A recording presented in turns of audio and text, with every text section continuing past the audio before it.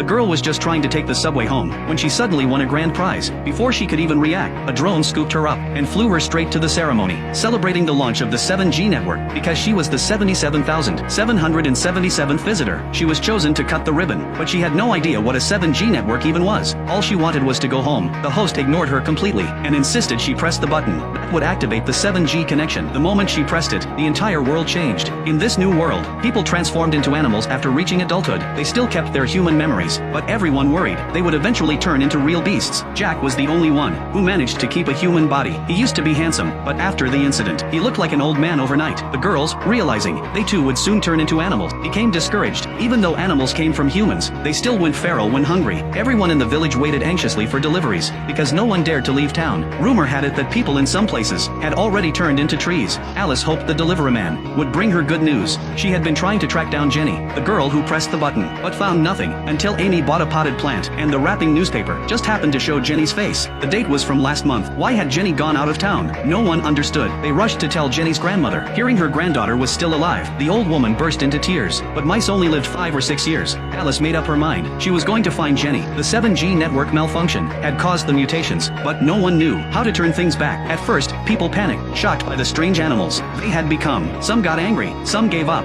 Looking at an old photo, Alice remembered the last time she saw Jenny. She hadn't seen her again since then. No wonder Jenny had been missing for 2 years. She had moved away. One day, while Alice was walking her dog, she ran into Jack. He kept muttering about a hat. Then a rope slipped out of Alice's pocket. She let her dog sniff it, and the dog bolted toward the old streetcar. It stopped right at the driver's door. When Alice opened it, there really was a hat inside. She placed it on Jack's head, and something unbelievable happened.